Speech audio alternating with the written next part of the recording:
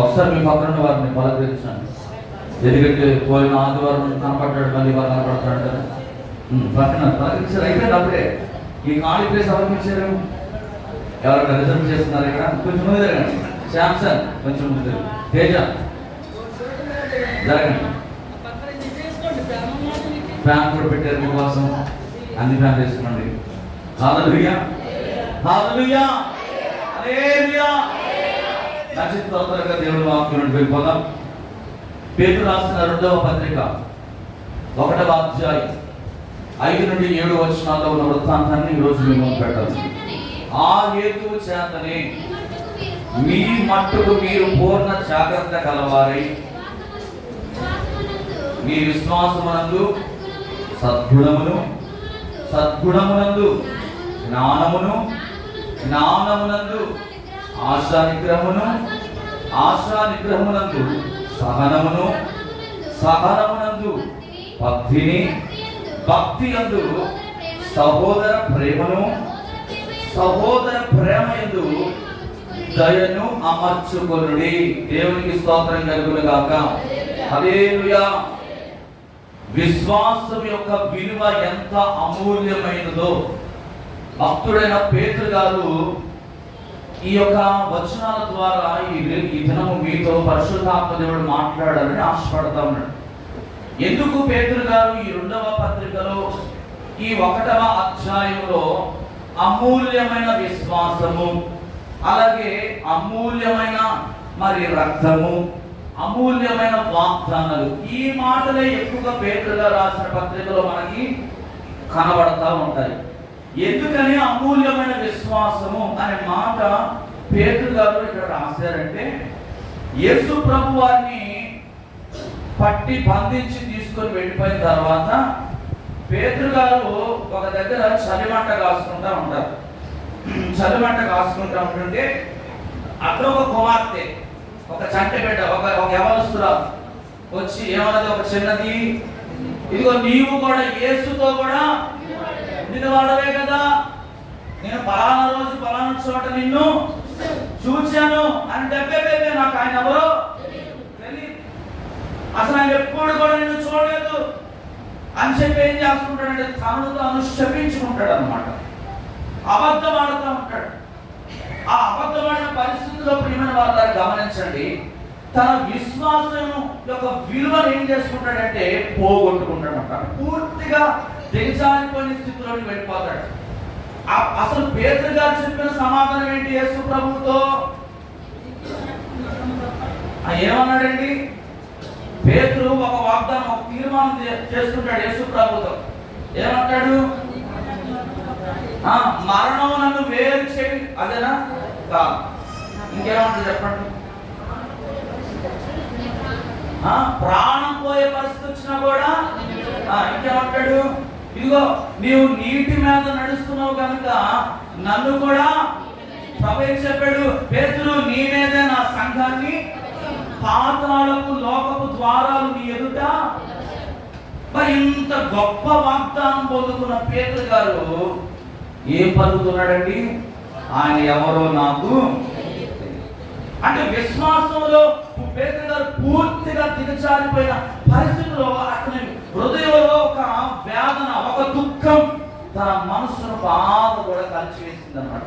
ఆ చిన్నది అడిగిన మాటలకి ఎప్పుడైతే పేతురు హృదయము పగిలిపోయి దుఃఖముతో నింపబడిపోయి అతడు ప్రార్థన చేస్తూ ఉన్నాడు, ఇంతకాలం నేను యేసుక్రీస్తుతో నడిచాను కదా, ఇంతకాలం కూడా దేవుడు నేను ఎదిగిన వాడను, వాక్యము తెలుసుకున్న వాడను, ఆయన అద్భుతాలను నేను కన్నారా కూడా చూశాను, అటువంటి వ్యక్తిని నేను ఈ రోజు ఇలా దిగజారిపోయానండి, ఇలా నేను విశ్వాసం ఎందుకని నేను బలహీనుడైపోయాను అని చెప్పి తనలో తాను దుఃఖముతో మరి ఉంటున్న సమయంలో ఈ యొక్క 2వ పత్రిక 1వ అధ్యాయం 1వ వచనంలో ఈ మాటలు రాస్తున్నాడు. ఏమనంటే, యేసుక్రీస్తు దాసుడను అపోస్తలుడైన సీమోను పేతురు మన దేవుని యొక్కయు రక్షకుడైన యేసుక్రీస్తు యొక్కయు నీతిని బట్టి మా వలనే అమూల్యమైన విశ్వాసము పొందిన వారికి దేవునికి స్తోత్రం కలుగును గాక. ఎప్పుడైతే దేవుని ఆత్మ చేత నింపబడ్డాడో, పరిశుద్ధాత్మ దేవుడు ఎప్పుడైతే పేతురు గారిని దేవుడు దర్శించాడో, వెంటనే తాను చేసిన తప్పును తెలుసుకొని ప్రభువునందగల తన విశ్వాసం ఏం చేస్తాడంటే ఎంతో అమూల్యమైనదని చెప్పి గుర్తించడం మొదలుపెట్టి ఏమంటున్నాడంటే, మా వలనే అమూల్యమైన విశ్వాసమును పొందిన మీ అందరికీ కూడా ఏం చెప్తున్నాడు? శుభాలు అని చెప్తా ఉన్నాడు అన్నమాట. దేవునికి స్తోత్రం కలుగును. కనుకనే దేవుని బిడ్డలందరూ కూడా తన వలనే ప్రియమైన అమూల్యమైన విశ్వాసము పొందగలిగితే వారికి శుభమును అని తన 2వ పత్రికలో ఏం చేస్తున్నాడంటే ఈ మాటలను పొందుపరుస్తా ఉన్నాడు. విశ్వాసం అనేది నిజంగా ఎంతో అమూల్యమైనదండి, అవునా కదా? ఇందాక మన సహోదరులు సువార్త గీతం ఒక పాట పాడారు. అందులో మీరు పాడిన 2వ చరణమో లేదా 3వ చరణం ఒక మాట వచ్చింది. అందులో నీతి ఆ వచనం పాడతారా? ఒకసారి నాకు తీసుకున్నావు. ఆ 2వ చరణంలో 1st చరణంలో మాట ఉంది, పాడండి. తొందరగా పాడండి. మీరు ఫస్ట్ పాట పాడరు.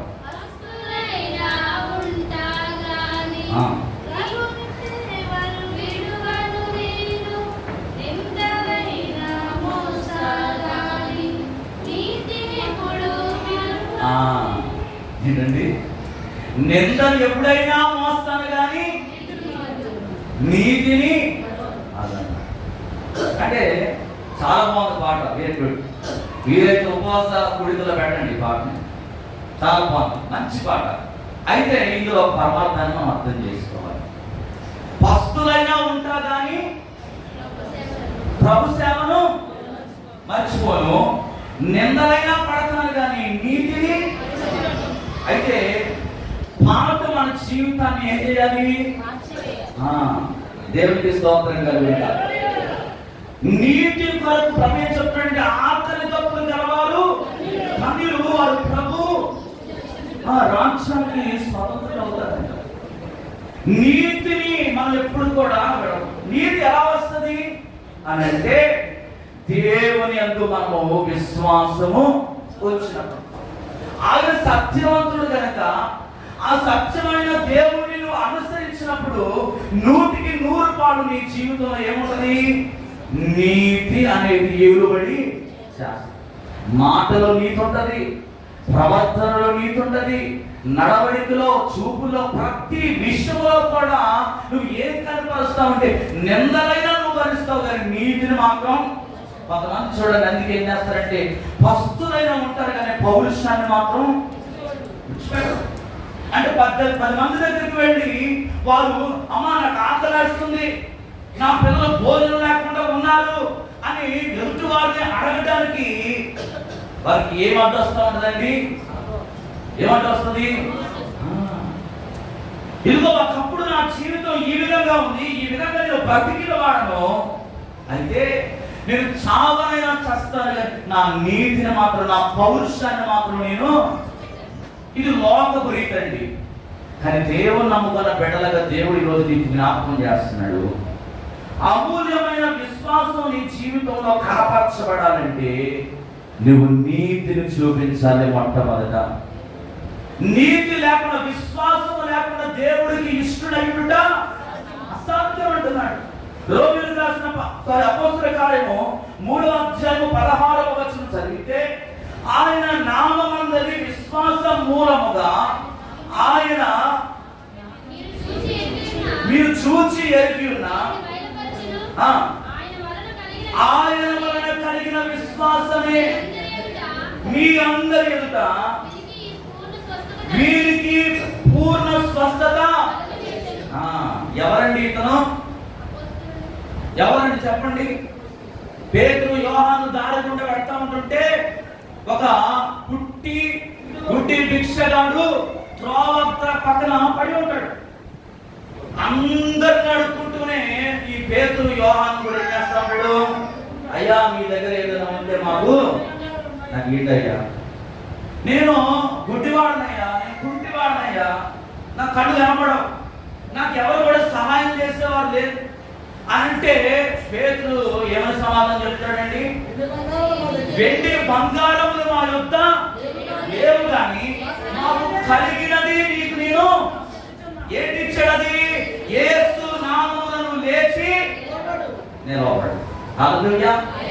అక్కడ ఉన్న వారందరూ కూడా ఆశ్చర్యానికి గురై వారు ఆలోచన చేస్తూ పేతురుని యోహాన్ని అడుగుతున్నప్పుడు ఆయన మాట మాట్లాడతాడు. ఆయన నామమందలి విశ్వాస మూలముగా ఆయన నామమే మీరు చూచి ఎరిగిన వీరిని మేం కాదయ్యా, అసలు మేము ఏ పాటి వారు, మేము నిమిత్త మాత్రులం, మా వల్ల ఏమి కూడా జరగదు. కానీ జరిగిన కార్యం ఎవరి ద్వారా జరిగిందంటే విశ్వాస మూలముగా ఆయన నామమే మీరు చూచిన ఆ నామమే ఈ వ్యక్తిని ఏం చేసింది? బాగు చేసింది. దేవునికి స్తోత్రం కలుగునుగా. పూర్ణ స్వస్థత వాడి జీవితంలో దేవుడు అనుగ్రహించాడండి.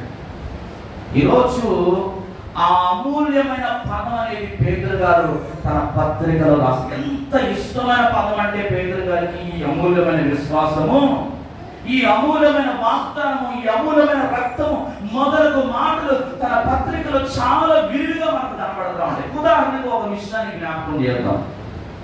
ఒక అందమైన కట్టడ కట్టబడాలంటే ఆ కట్టడానికి ఏం చేయాలండి? ఒక ఆలోచన అనేది ఉండాలి, ఒక ప్లాన్ అనేది ఉండాలి. ఎలా పడితే అలా నేను కట్టేస్తానని మేస్త్రి అనుకున్నాడు అనుకోండి, ఆ ఇల్లు చక్కగా నిర్మాణం జరుగుతుందా? జరగదు. ఒక అమూల్యమైన ఒక నువ్వు కోరుకున్న చక్కని డిజైన్ లో నీ గృహం రావాలంటే మొట్టమొదటిగా మేస్త్రి గారికి కట్టడం అనేది తెలవాలి, నిర్మాణం చేయడం తెలవాలి. ఏ విధంగా కడితే ఆ గృహం అందంగా చక్కగా నిర్మాణం చేయబడతాదో ఆ అనుభవ జ్ఞానము తనకి కావాలి. అదే రీతిగా మన విశ్వాసము అమూల్యమైనదిగా మారాలంటే ఒక్కసారిగా అదవ్వదు. ఒకరోజు అయిపోతా. పుట్టిన పిల్లోడు పుట్టగానే బిర్యానీ చేస్తాడా? నేను చికెన్ బిర్యానీ తింటున్నాను కదని చెప్పేసి చిన్నప్పుడు నా కొడుకు నేను చికెన్ బిర్యానీ పెట్టాను, ఏమైతుంది? వెతుకు గొంతులు అడ్డుపడి హల్లెలూయా అంటే చూడండి, వయసు పెరుగుతున్న కొద్దీ వాడిలో హార్మోన్స్ అనేవి డెవలప్ అవుతూ ఉంటుండగా వాడు చిన్నగా ఎంత తీసుకున్న ఆహారం అలా పెద్ద ఎంత తింటాడు. అలాగే క్రీస్తులో నువ్వు విశ్వాసంలో ఎదగాలంటే ఒక్క రోజులోనే అయిపోదు. కొంతమంది వస్తారు, ఇదిగో నాకు పలానా నొప్పి వస్తుందండి, ఇది ఈ రోజే తగ్గిపోవాలి, ప్రార్థన చేయి అని అంటారు. తగ్గిపోతా? కొన్ని బలహీనమైనవి ఉంటాయి, కొన్ని కఠినమైనవి నీ జీవితంలో ఏర్పడి చేస్తూ ఉంటాయి. వాటి నుండి నువ్వు విముక్తి పొందాలంటే అవి ఒక్కసారిగా ఎప్పుడు కూడా అంతము కావు. విశ్వాసం అనేది చక్కగా కట్టబడాలంటే రోమపత్రిక 1:17 అంటాడు, ఎందుకనినా నీతిమంతుడు విశ్వాస మూలముగా జీవించునని వ్రాయబడిన ప్రకారము విశ్వాస మూలముగా అంతకంతకు విశ్వాసము కలుగునట్లు దేవుని నీతి దాని యందు దేవునికి స్తోత్రం కలుగునుగాక. ఒకేసారి విశ్వాసం వచ్చేస్తుందని చెప్పాడా అపోస్తలుడైన పౌలు? అంతకంతకు అని చెప్పాడా? అంటే రోజు అన్నమాట. దినాలు గడుస్తున్న కొద్దీ, సమయము మరి గడుస్తున్న కొద్దీ, నీవు భక్తి జీవితంలో ఎదుగుతున్న కొద్దీ నీ భక్తితో పాటు కూడా నువ్వు విశ్వాసాన్ని ఏం చేసుకోవాలి? పెంచుకోవాలి. మన విశ్వాసాన్ని ఎక్కడ నుండి అంటే పిల్లారా, పునాది నుండి, బేస్మెంట్. పునాది ఎప్పుడైతే పటిష్టంగా చక్కగా నిర్మించబడతదో అప్పుడే మనలో ఉన్న అమూల్యమైన విశ్వాసం కూడా ఏమవుతుందండి? డెవలప్ అవుతుంది. ఈ విశ్వాసం మనలో వృద్ధి చెందాలంటే మనం క్రీస్తు యొక్క స్వరూపంలోనికి మార్చబడాలి. క్రీస్తు యొక్క స్వరూపంలో మార్చబడ్డమే కాదు కానీ దేవుని బిడ్డలుగా మనము మార్చబడాలి. విశ్వాసము అమూల్యమైనదిగా మారాలంటే ఆ విశ్వాసానికి ఉండవలసిన 7 లక్షణాలు పేతురు గారు మనం చదువుకున్న వాక్యంలో రాశాడు. ఏంటది? ఆ హేతువు చేతనే మీ మట్టుకు మీరు పూర్ణ జాగ్రత్త గలవారై. ఒకటేంటి? మీరు విశ్వాసం నుండి ఏ గుణం కలిగి ఉండాలంట? సద్గుణము. సద్గుణమునందు జ్ఞానము, జ్ఞానమునందు ఆశా నిగ్రహము, ఆశా నిగ్రహమునందు సహనము, సహనమునందు భక్తి, భక్తి యందు సహోదర ప్రేమ, సహోదర ప్రేమ యందు దయ. ఈ 7 లక్షణాలు మన విశ్వాసాన్ని ఏం చేస్తాయంట? చక్కగా నిలబెడతాయి. దేవునికి స్తోత్రం కలుగునుగాక. ఈ అమూల్యమైన విశ్వాసం ఎలా మార్చబడుతుందో నేను 7 విషయాలు చెప్పడానికి నాకు సమయం లేదు, అప్పుడే అయిపోతుంది. నేను 3 విషయాలు మీకు చెప్తాను, మిగతా దేవుని చిత్తమైతే ఎప్పుడైనా చెప్తాను. ఒకటి ఏంటంటే విశ్వాసమునందు సద్గుణము. మన విశ్వాసము అమూల్యమైనదిగా మార్చబడాలంటే మొట్టమొదటిగా మన విశ్వాసము సద్గుణముగా మారాలి. దీనికి హోషేయ గ్రంథంలో 14వ అధ్యాయం 4వ వచనం అంటాడు, వారు విశ్వాసఘాతుకులు కాకుండా నేను వారిని గుణపరచుదును, వారి మీదనున్న నా కోపమును చల్లారెను, మనస్ఫూర్తిగా వారిని స్నేహితును అంటున్నాడు. గమనించండి ప్రియులారా, ఈ రోజు అనేకులు పేరుకి విశ్వాసులుగా కనబడుతున్నారు, కానీ గుణం మాత్రం ఎలా ఉంది? ఎలా ఉందండి? వేరే విధంగా ఉంది. ఏ మాత్రము కూడా వారిలో మంచిగా మారడానికి అవసరమయ్యే సద్గుణము ఏది కూడా కనబడదు. సద్గుణము అంటే ఏంటంటే, ఈ సద్గుణము మన జీవితంలో ఉన్నప్పుడు కలిగే ఒక గొప్ప కార్యం ఏంటంటే జీవిత విధానం అనేది మారిపోతుంది. నైతిక విలువలు, యథార్థత, మంచితనం అనేది ఈ సద్గుణములో దాగి ఉన్నాయి అన్నమాట. దేవునికి స్తోత్రం కలుగునుగాక. అందుకే లోకంలో చాలా మంది ఒక ప్రాముఖ్యత అనకూడదు, కానీ గుణం అయితే మనిషి అయితే మంచోడు, కానీ హల్లెలూయా, మనిషి అంటే బయటకు చూస్తే చాలా అందంగా కనబడతారు కొంతమంది. చాలా అబ్బో, అసలు ఈడంత అమాయకుడి లోకంలో లేడండి, ఈమంత అమాయకురాలు ఈ లోకంలో లేదు, ఎంత జ్ఞానవంతురాలు, ఎంత వినయమో. ఇంటికి వెళ్ళిన తర్వాత చదువుతూ తెలుస్తుంది. ఇంటికి వెళ్ళిన తర్వాత కొంతమంది విధానాలు చూస్తే వాళ్ళ గుణం ఎంత గొప్పదో, వారి మాట తీరు ఎంత గొప్పదో, వారి ప్రవర్తన ఎంత చక్కగా ఉందో ఇంట్లోకి వెళ్తే అర్థమైంది. రహస్యంగా నీ గదిలో చేసే ప్రార్థన జీవితం బట్టి నీవు ఎంత సద్గుణము కలిగిన వ్యక్తివో అర్థమైపోతుంది అని దేవుడు చెప్తా ఉన్నాడు. అమూల్యమైన విశ్వాసము మరి మార్చబడాలంటే మన జీవితంలో ఏముండాలంటే సద్గుణము ఉండాలి. ఈ సద్గుణం ఎలా వస్తుంది అని అంటే, ఇదిగో ఏమంటాడండి, వారి విశ్వాసఘాతుకులు కాకుండా నేను వారిని గుణపరచుదును, వారి మీద ఉన్న కోపము దేవునికి స్తోత్రం కలుగునుగాక. ఈ యొక్క నైతికమైన విలువలు, ఈ యథార్థమైన మంచితనం మనలో ఎప్పుడు వస్తుందంటే దేవుని స్వరూపములో మనము మార్చబడాలి. క్రీస్తును పోలి నడుచుకోవడం ద్వారా, వాక్యానుసారంగా మనం జీవించడం ద్వారా ఈ సద్గుణము అనే లక్షణము మనలోనికి వస్తుంది. ఏదో ఒక రోజు వాక్యం చదివేసేసి మళ్ళీ సంవత్సరం తర్వాత వాక్యాన్ని తీసి చదివితే ఈ సద్గుణం అనేది మనలో ఎందుకయ్యా మనము బైబిల్ చదవాలంటే మనలో ఉన్న భావోద్రేకాలన్నీ కూడా వాక్యం ఏం చేస్తుంది? దేవుని మాటకున్న గొప్పతనం ఏంటంటే ఇది పంటను చీల్చే శుద్ధ వంటిది అంటున్నాడు. 2 అంచులు గల పదులు గల ఖడ్గము, ఇది శరీరంలోనికి దూరి ఎముకలను మూలుగులను విభజించినంత మట్టుకు దూర్చు. ఇది హృదయ అంతరంగంలో ఉన్న ప్రతి చెడు ఏం చేస్తుందంటే తీసివేస్తుంది. వాక్యానికి అంత శక్తి ఉంది. అందుకే సామెతల గ్రంథంలో సొలొమోను గారు ఒక మాట చెప్పాడు. 31వ అధ్యాయం 10వ వచనంలో ఏమన్నాడు? గుణవతి అయిన భార్య దొరుకుట అరుదు, అట్టిది ముత్యము కంటే అది. అంటే ఇప్పుడు చెప్పండి, సద్గుణము దేంతో పోలుస్తున్నాడు? మరి ఈ ముత్యము లాంటి సద్గుణాన్ని చాలా మంది ఏం చేస్తున్నారు? పక్కన పెట్టేస్తున్నారు. మంచి వాటిని లోకంలో చూడండి, చెడు బాగా విస్తరించేస్తుందండి. చెడు చాలా ఫాస్ట్ గా వచ్చేస్తుంది, కానీ మంచి ఆలస్యం అయిపోతుంది. కానీ ఆ మంచినే ఈరోజు మానవుడు ఏం చేస్తున్నాడంటే పక్కన పెట్టేస్తున్నాడు. పేతురు గారు ఆ చిన్నది ప్రశ్నించిన ఆ ప్రశ్నకి తన హృదయం పగిలిపోయిందండి.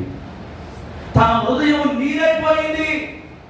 ఒక పశ్చాత్తాపము వెంటనే తనలోకి వచ్చేసింది. అందుకే ఈ మాటలు రాస్తున్నాడు, మీ విశ్వాసమునందు మీరు చూపించాల్సిన మొట్టమొదటి లక్షణం ఏంటంటే సద్గుణము.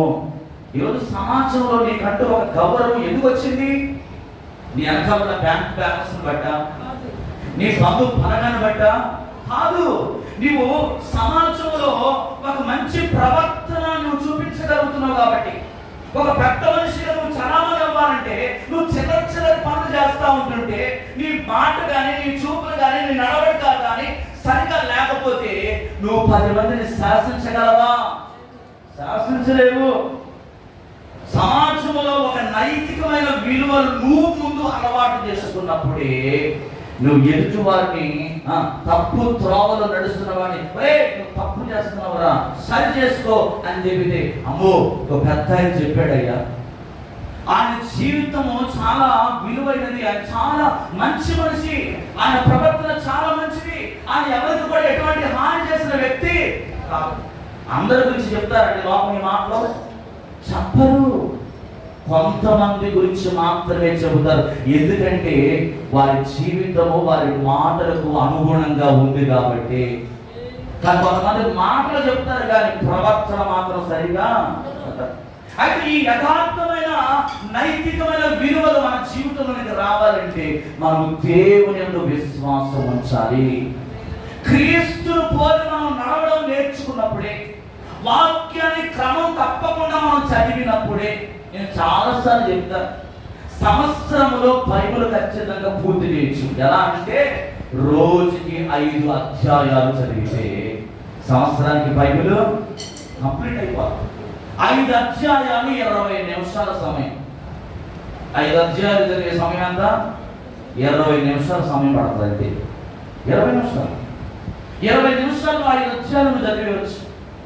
ఈరోజు పరిశుద్ధాత్మకుడు నీకు జ్ఞాపకం చేస్తున్నాడు, గుణవతి అయిన భార్య ఏంటది దొరకటం అరుదంట, అటు ముత్యము కంటే శ్రేష్టమైనది, అమూల్యమైనదని పరిశుద్ధ గ్రంథం మాట్లాడుతూ ఉంది. ఈ రోజు ఆ అమూల్యమైన విశ్వాసంలో నువ్వు మార్చబడాలంటే నువ్వు మొట్టమొదటిగా దేవుని వాక్యం దగ్గరికి రావాలి. రెండో మాట ఏంటంటే కొలస్సీ రాసిన పత్రిక,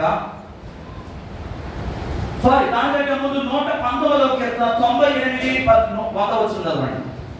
119వ కీర్తన 98 100వ వచనం.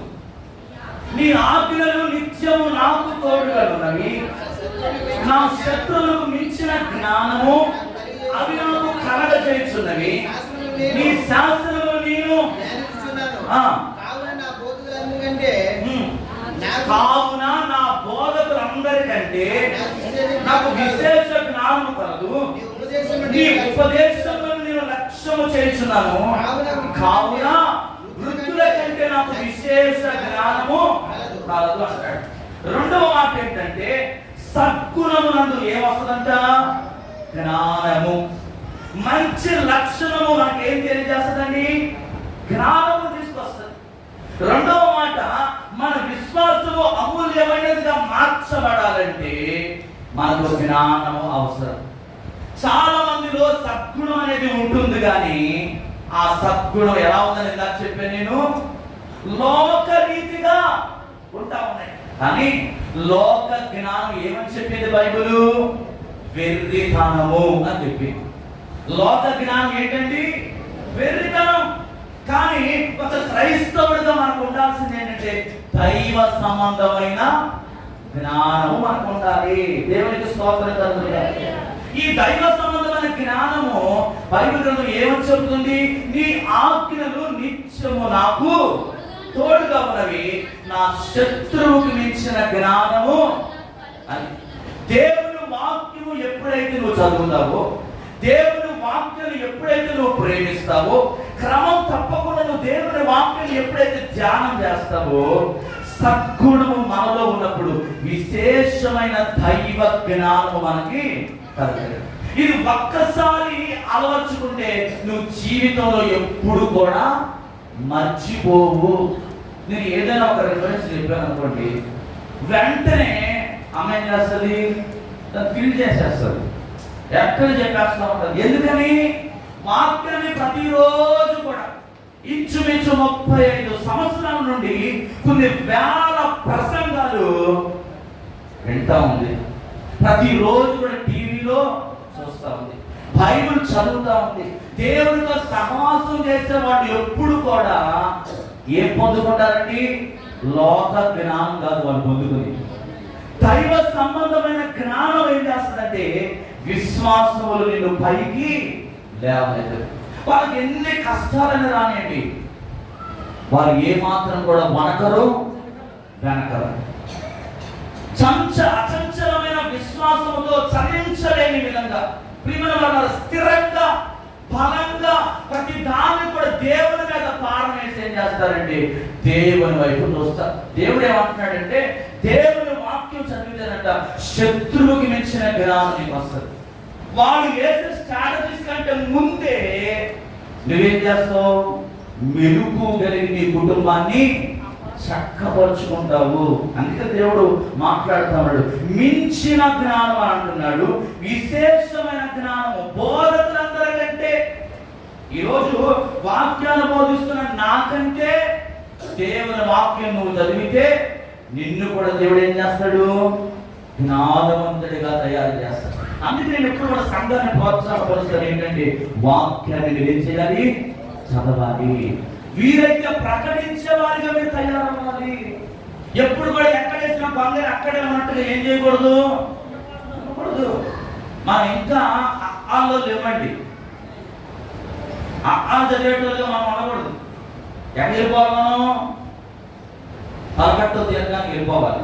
అదేగా అంటే దినదినము నీవు దేవుడిని వెంబడిస్తున్నప్పుడు ఆధ్యాత్మికమైన రంగంలో నువ్వేం చేయాలంటే, పేతురు గారు ఒక్క ప్రసంగం చేస్తే ఎంతమంది మారారండి?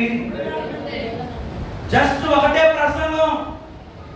ఆయన పెద్ద పెద్ద డిగ్రీలు ఏం చేయలే, పెద్ద పెద్ద బైబిల్ కాలేజెస్ లో యూనివర్సిటీస్ లో ఆయన ఏమి చదవలేదండి. ఆయన చేపలు పట్టే చాలరి. హల్లెలూయా. మన వలే, మన సహోదరుల వలె ఆయన గలిలయ సముద్రం దగ్గర వలన బాగు చేసుకుంటున్నప్పుడు యేసుక్రీస్తు ప్రభువారు, ఇదిగో పేతురు నన్ను వెంబడించు. మరి ఎక్కడి నుంచి వచ్చింది జ్ఞానం అని అంటే, దేవుని వాక్యమును వారు చదివారండి.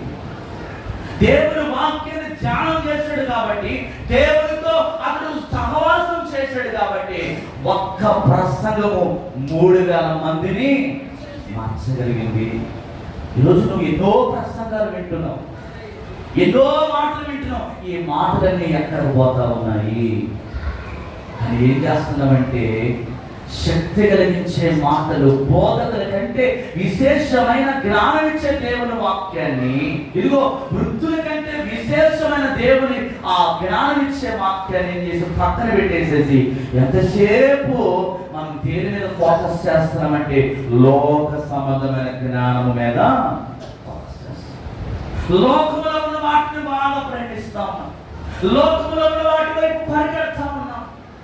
అవేవి మనని పరలోక రాజ్యాన్ని, ఫిలిప్పీ పత్రిక 3:8 అంటాడు, నిశ్చయముగా నా ప్రభువైన యేసుక్రీస్తును గురించిన అతి శ్రేష్టమైన జ్ఞానము నిమిత్తమై నష్టముగా ఎంచుకొనుచున్నాను. పౌలు గారు ఎంత చక్కని మాట అంటున్నాడండి. శ్రేష్టమైన దేవుని జ్ఞానము పొందుకోవడం కోసం సమస్తాన్ని కూడా ఏం చేస్తున్నాడు? ఆయన నష్టంగా ఎంచుకున్నాడంట.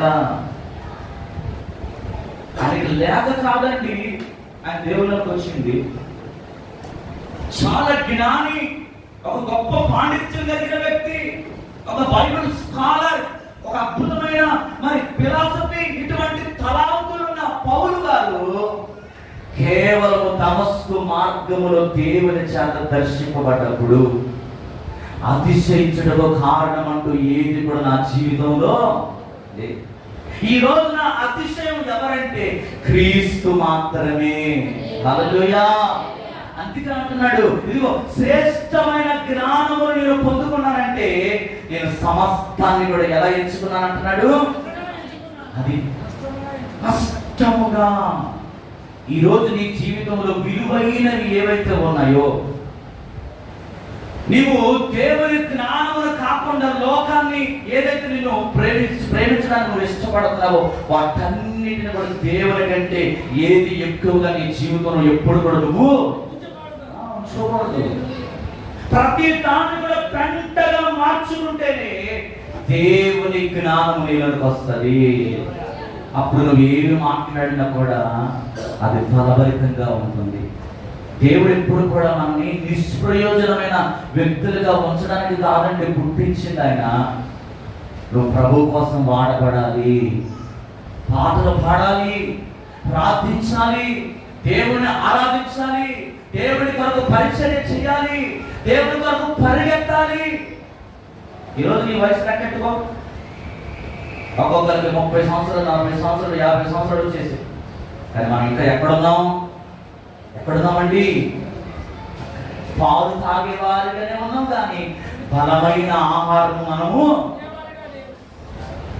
పోనీ బలమైన ఆహారం దేవుడు అందించట్లేదా అంటే ఎన్నెన్నో విషయాలు చెప్తున్నాడు ఆయన.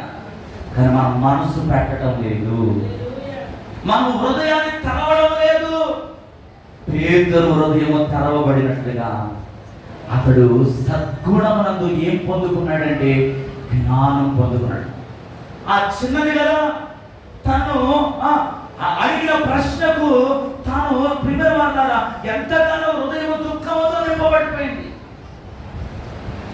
చిన్నది కదా అంత తేలిగ్గా తీసుకోలేదండి. ఆ పిల్లకి ఏం తెలుసులే అని చెప్పి తేలిగ్గా ఆ మాటను దాటేసుకొని వెళ్ళిపోలే. ఆలోచించాడు.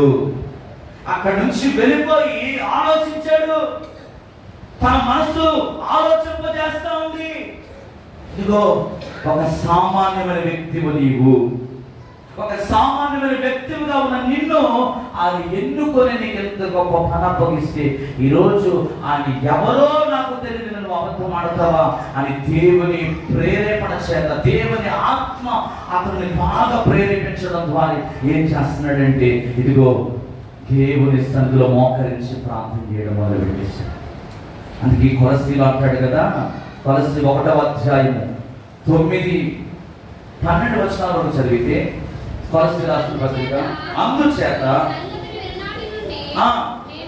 మేమును మీ నిమిత్తమును ప్రార్థన చేయటం మానక మీరు సంపూర్ణ జ్ఞానమును ఆత్మ సంబంధమైన వివేకము గలవారును ఆయన చిత్తమును పూర్ణముగా గ్రహించిన వారునై ప్రతి సత్కార్యములో సఫలమగుచు దేవుని విషయమైన జ్ఞానముతో అభివృద్ధి పొందుచు అన్ని విషయములలో ప్రభువును సంతోషపెట్టినట్లు ఆయనకు తగినట్లుగా నడుచుకోవాలనియు ఆనందముతో కూడిన పూర్ణమైన ఓర్పును దీర్ఘశాంతమును కనపరిచినట్లు ఆయన మహిమ శక్తిని బట్టి సంపూర్ణ బలముతో సేదోవాసులైన పరిశుద్ధ స్వాస్థ్యములో పాలువారముటకు మనలో పాత్రులుగా చేసిన తండ్రికి మీరు కృతజ్ఞతాస్తులు చెల్లింపవాలనియు దేవునికి స్తోత్రం కలుగును గాక. హల్లెలూయా, హల్లెలూయా. మన విశ్వాసము అమూల్యమైనదిగా మార్చబడాలంటే జ్ఞానమునందు మనకేముండాలంట? ఆశ నిగ్రహము అనేది మనము కలుగుతాం. దేవుని ఆత్మలో మనం ఫలించే వారిగా ఉండాలంటే దేవుని ఆత్మకు లోబడడం మనము నేర్చుకోవాలి. దేవుని ఆత్మ ఎప్పుడైతే మనలో ఉంటుందో మన ఆలోచనలు మన ఆధీనంలో ఉంటాయి, మన కోరికలు మన ఆధీనంలో ఉంటాయి, మన చర్యలన్నీ కూడా మనం ఆధీనంలో ఉంచుకోవాలి. దేవుడిచ్చే ఆత్మ బలము ద్వారా ఇవన్నీ కూడా ఆశా నిగ్రహం ద్వారా కోపాన్ని ఏం చేస్తాం మనము అణుచుకోగలమండి. నాలుక అనేది మన స్వాధీనంలో ఉంటుంది. ప్రభు ఏం చెప్తున్నాడు తెలుసా? ఇంద్రియ నిగ్రహము గల ఆత్మని నీకు ఇచ్చాను కానీ పిరికితనం అనే ఆత్మను నేను నీకు ఇవ్వలేదు. ఈరోజు చాలా మంది అమూల్యమైన ఈ విశ్వాసంలో ఎదగకపోవడానికి గల కారణం ఏంటంటే నాలుక. ప్రకృతి వలయాన్ని ఏం చేస్తుంది? ఇది చిచ్చు పెట్టేస్తుంది. కారణం ఏంటంటే నీకు జ్ఞానం అయితే ఉంది కానీ ఆశ నిగ్రహము లేదు, అణుచుకోలేకపోతున్నావు. ప్రతి భావోద్రేకాన్ని ఏం చేస్తున్నావు? బయట పెట్టేస్తున్నావు. కొన్ని మనసులో దాచుకోవాల్సిన కొన్ని ఉంటాయండి. ప్రతిదీ కూడా మనం ఏం చేయకూడదు? భయపెట్టకూడదు. మన ఆలోచనలన్నీ కూడా పరిశుద్ధాత్మ చేత మనం ఆయన ఆధీనంలో నడిపించబడాలి కానీ నీ శరీరం ఏదైతే చెబుతుందో దాని ప్రకారం నువ్వు నడిస్తే నువ్వు నష్టాన్ని పొందొచ్చుకోవాలి. కొంతమంది నాలుక నోరు మంచిదైతేనంట ఊరు. నీ నాలుక సరైన విధానంలో మాట్లాడటం నేర్చుకుంటే నువ్వు అందరినీ కూడా సంపాదించుకోగలవు. ఎవరు నీకు దూరం అవ్వరు. ఈరోజు నేను ఒంటరివాడిని ఎందుకు అనుకున్నావు? నీ నాలుక, నీ నోటి మాటల వల్ల నువ్వు అనేకులను ఏం చేస్తున్నావు అంటే నీకు నీవే పోగొట్టేసుకుంటున్నావు. నీకు నీవే ఒంటరి వాడిపోతున్నావు. దేవుడు ఎప్పుడు కూడా ఒంటరి వాడిని చేయడండి. ఆయన మనల్ని బలమైన జనముగా చేయడానికే అన్ని లోకానికి వచ్చాడు. వారిలో ఒంటరి అయిన వాడు 1000 మందితో సమానం అన్నాడు దేవుడు. మరి ఎందుకని నువ్వు ఒంటరి వాడుగా ఫీల్ అవుతున్నావు అని అంటే నీలో ఏమీ లేదంటే ఆశ నిగ్రహము లేదు. నిన్ను నీవు స్వాధీనపరచుకోలేకపోతున్నావు. నిన్ను నీవు కంట్రోల్ చేసుకోలేకపోతున్నావు. అందుకే కొలస్సీ రాసిన పత్రికలో మనం చదివిన మాటలు ఏం చెప్తున్నాయి? మేము మీ నిమిత్తం ప్రార్థన చేయడం మానక మీరు సంపూర్ణ జ్ఞానము ఆత్మ సంబంధమైన వివేకము గలవారును ఆయన చిత్తమును పూర్ణముగా గ్రహించు వారినై ప్రతి సత్కార్యము మీరు సఫలపరచడం. మీకు ఏం కావాలంట? దేవుని విషయమైన జ్ఞానం. ఈ ఆశ నిగ్రహం ఎప్పుడైతే మనలోకి వస్తుందో మనం ఎలా ఉంటుందో తెలుసా? మన ఆలోచనలన్నీ కూడా మన ఆధీనంలో ఉంటాయి. మన భావాలు, మన ఆలోచనలు, మన తలంపులు దేవునికి అలాగే సంఘానికి ఎంతో ఇష్టకరంగా మనం మార్చబడగలుగుతాం. ఈరోజు ఎందుకని అనేక మంది నిన్ను తృణీకరిస్తున్నారంటే నీవు నీ ఆధీనంలో ఉంచుకోలేకపోతున్నావు. నీ మనస్సును నీ స్వాధీనపరచుకోలేకపోతున్నావు. నీ నోటిని నీవు అదుపులో పెట్టుకోలేకపోతున్నావు. అందుకే అంటున్నాడు బుద్ధి జ్ఞాన సర్వ సంపదలు ఆయన యందు గుప్తములై ఉన్నాయని కొలస్సీ 2:3 చెప్తున్నాడు. బుద్ధి జ్ఞానము సర్వ సంపదలు. ఈరోజు దేవుడు నీతో మాట్లాడుతున్నాడు. ఏంటి తెలుసా? 3 మాటలు మాట్లాడు. ఏంటి?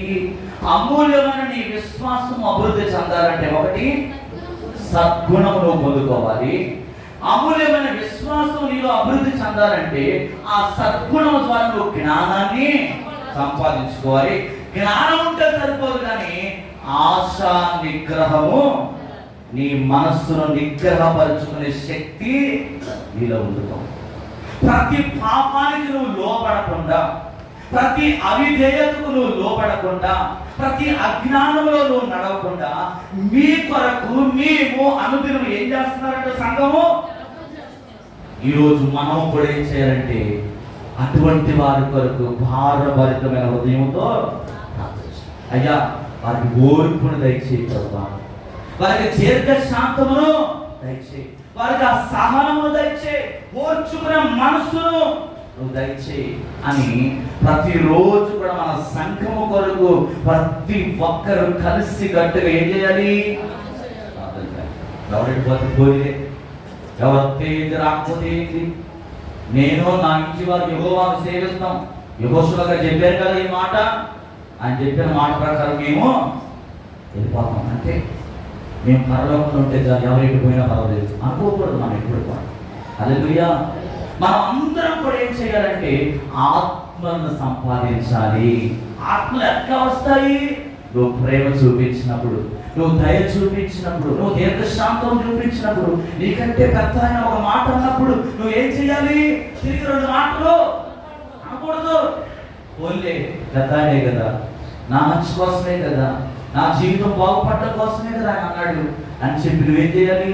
నీ తల్లో, నీ తండ్రో, నీ అన్నో, నీ అక్కో నిన్నంటే నువ్వు ఎలాగైతే ఓర్చుకుంటావో సంఘములో నీకంటే పెద్దవారు కావచ్చు, ఒక చిన్నవాడైనా తెలిసి తెలియక నేను ఏదైనా గాయపరిస్తే మాట ద్వారా ఏం చేయాలి? నువ్వు ఏం చేయాలి? నీ నాలుగును వాడకూడదు. శాంత గుణముతో, ఓర్పుతో, సహనముతో తగ్గించుకొని నువ్వు ప్రార్థన చేస్తే దేవుడు తప్పకుండా వారిని ఏదో ఒక రోజు ఆయన మార్చి దేవుడి దగ్గరికి ఈరోజు దేవుడు జ్ఞాపకం చేస్తాడు. మన విశ్వాసం అమూల్యమైనదిగా ఎందుకయ్యా మార్చబడట్లేదంటే ఆశా నిగ్రహమును కోల్పోతున్నాం. దేవుడు మాట్లాడిన 9 ఆత్మ ఫలములలో ఆశా నిగ్రహం అనేది ఒకటి. ఈ ఆశా నిగ్రహము దేవుడి దగ్గర తీసుకొస్తుంది. నిన్ను నువ్వు నిగ్రహపరచుకోగలుగుతున్నావా? లేకపోతే సాతానికి లోబడిపోతున్నావేమో, శరీరానికి లోబడిపోతున్నావేమో, పాపానికి లోబడిపోతున్నావేమో. ఈరోజు దేవుడు జ్ఞాపకం చేస్తున్నాడు. ఇదిగో ఈ సద్గుణం నీలో ఉండాలని దేవుడు జ్ఞాపకం చేస్తున్నాడు. కనుక ఈ 3 లక్షణాలు మనలో ఉన్నాయో లేదో పేతురు గారు జ్ఞాపకం చేసిన ఈ మాటల ప్రకారం మనం సరి చేసుకుందాం. అందరం కూడా తనలో ఉంచుదాం, కళ్ళు మోసుకుందాం. మిగతా మాటలు దేవుడి చిత్తమైతే మనల్ని జ్ఞాపకం చేస్తాను. అందరం కూడా కళ్ళు మోసుకుందాం. ఒక్కసారి మీ ఆత్మ పరిశీలన చేసుకోండి. మీరు స్వపర్శ ఒకసారి చేసుకోండి, మీ ఆత్మ స్వపర్శ చేసుకోండి. ఇదిగో మీరు జీవితంలో విశ్వాసం అందు సద్గుణం ఉందా? సద్గుణం ఉందా? నైతికమైన విలువలు కలిగి జీవించగలుగుతున్నావా? యథార్థత నీలో ఉందా? దేవుడు జ్ఞాపకం చేస్తాడు. శ్రేష్టమైన జీవితాన్ని దేవుడిని అనుగ్రహించాడు. ఈ శ్రేష్టకరమైన జీవితాన్ని నువ్వు మంచి మనస్సాక్షితో నడిపించబడాలని దేవుడు కోరుకుంటున్నాడు. చక్కని సద్గుణము నీలో ఉండాలని దేవుడు కోరుకుంటున్నాడు. అది ముత్యము కంటే విలువైనదని చెప్పి దేవుడు జ్ఞాపకం చేస్తున్నాడు. రెండవదిగా సద్గుణమునందు నీకు జ్ఞానం అవసరం. లోక రీతి జ్ఞానం కాదు నీకు కావాల్సింది. దైవ సంబంధమైన దేవుడి జ్ఞానము వాక్యము ద్వారా దేవుడు నీకు ఇస్తాడు. ఆ వాక్యాన్ని నువ్వు ప్రేమించగలుగుతున్నావా? ఆ వాక్యాన్ని నువ్వు ధ్యానించగలుగుతున్నావా అనే విషయాన్ని దేవుడు జ్ఞాపకం చేస్తున్నాడు. మూడవదిగా జ్ఞానమందు ఆశా నిగ్రహం. ఈ ఆశా నిగ్రహము దేవుని ఆత్మచేత మనకు వస్తుంది. ప్రార్థన చేసినప్పుడు దేవుడు మనకి ఇస్తాడు. మనలో ఉన్న కోరికలు, మనలో ఉన్న భావోద్రేకాలు, ఈ లోక చర్యలన్నీ కూడా అణిచివేయబడాలంటే మనం ఆశా నిగ్రహం కలిగి ఉండాలి. మన మనస్సును అణుచుకునే వారిగా మనం ఉండాలి. ప్రతి పాపములో మనం పడిపోకుండా దేవుని సన్నిధిలో మనం ప్రార్థన చేసినప్పుడు, దేవునికి మనలో మనం అప్పగించుకున్నప్పుడు ఈ ఆశా నిగ్రహం మనలోకి వస్తుంది. కనుక ఈ 3 లక్షణాలు మనలో లేవేమో పరిశుద్ధాత్మ దేవుడు జ్ఞాపకం చేస్తున్నాడు. ఒకరు ఉంటే సంతోషం, లేకపోతే ప్రభువా ఈరోజు ఈ వాక్యం ద్వారా నన్ను హెచ్చరించావు నాయన, ఇదిగో నేను సరి చేసుకుంటానయ్యా, నీ స్వారూప్యంలో నేను మార్చబడతానయ్యా. ఒక చిన్న ప్రార్థన ఈ హృదయం చేసుకో. వ్యక్తపడిన వాక్యం కొరకు మన మధ్యలో నాన్నగారు ప్రార్థన చేస్తున్నట్టుగా మనం అందరం కూడా ఏకీభవిద్దాం. అందరూ కూడా ఏకీభవిద్దాం.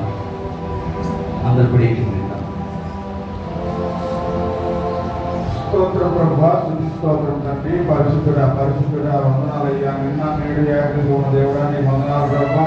నాయన గడిచిన వారం ప్రభా, ఈ వారం వరకు ప్రభా నాయన కోడి తన రకంగా బలపడుతున్నట్టు ప్రభా నాయన మమ్మల్ని అయితే ప్రభా సజీవులుగా ఉంచి ప్రభా, ఎందరో మార్గం లేకుండా ప్రభా మమ్మల్ని అయితే సజీవులుగా ఉంచి ప్రభా నాయన నీ సన్నిధిలో ప్రభా నన్ను ప్రవేశపెట్టినందుకు ప్రభా నీ దగ్గర భద్రపరుచుకున్నది వందనాలు, స్తోత్రాలయ్యా, స్తోత్రాలు ప్రభా. నాయన ఎవరికి తెలియదు ప్రభా మాకు ఇస్తున్నామయ్యా ప్రభా. నాయన మేము ఎప్పటి వారమయ్యా ప్రభా తండ్రి, స్తోత్రం అవుతున్నాం. నాయన పాడే పాటల్లో మీరు ఉన్నారు తండ్రి, స్తోత్రాలు ప్రభా. నాయన దావీదు సంకీర్తనలో ప్రభా మీరు నాయన ప్రభా చదివి వినిపించి ఉన్నారు తండ్రి, వందనాలు ప్రభా. అలాగే నాయన పాటలు పాడుతున్నారు ప్రభా, నాయన స్తోత్రాలు ప్రభా, నాయన బిడ్డలు దీవించండి ప్రభా, ఆస్వాదించండి ప్రభా, వాద్యం పెట్టి కూడా దీవించండి, ఆస్వాదించండి ప్రభా. అలాగే శుద్ధియాత్రలో కూడా మీరు ఉన్నారు తండ్రి, వందనాలు ప్రభా. నాయన ఆత్మ నేను వాడు నా వాక్కదన్న ప్రభా, నాయన పాపలైన పరిశుద్ధ నిపుణుల ప్రభా, ప్రతి బిడ్డ పైన ప్రభా నీ ఆత్మ పంపరించి ప్రభా, నీ రాజ్యంలో ప్రవేశించే భాగ్యం మాకు అందరూ దయచేయండి అయ్యా. వందనాలు తండ్రి, స్తోత్రాలు ప్రభా. అలాగే దాస్తున్నా ప్రభా, నాయన ప్రభా నీకు మాటలు మాట్లాడిన ప్రభా, నాయన దాసులు దీవించండి, ఆస్వాదించండి. నాయన దాసులు ఇంటి బిడ్డ ప్రభా, వడిలో ప్రభావం పెంచండి ప్రభా, ఇచ్చిన భార్యలు ప్రభా, నాయన తెలియని దీవించండి. అప్పుడు ప్రభావ అప్పుడు దూరదృష్టిలో ఉన్న తండ్రి ప్రభా, నాయన ఆరోగ్యం ఎక్కువ ప్రభావ నీ తండ్రి ప్రభావ మోకరించే భాగ్యం బిడ్డ దయచేయండి తండ్రి. అలాగే ప్రభా తండ్రి ప్రభావం మాకు ప్రభావాన్ని బోధించిన బోధ ప్రభావాన్ని నీ వాక్య ప్రభావం మన అవరోధించిన మనసు దయచేయండి, సాత్విక మనసు మాకు దయచేయండి ప్రభా. నాయన ఆసాన ఎదురు తీసు ప్రభు, నాయన ప్రభా, నాయన ప్రేమతో ప్రభా జీవించు ప్రభా, నాయన నీ మాటలతో నడిచే భాగ్యం మాకు అందరూ దయచేయండి అయ్యా తండ్రి, వందనాలు. నాయన ఓర్పు స్వభావం మాకు దయచేయండి ప్రభా, స్తోత్రము ప్రభా.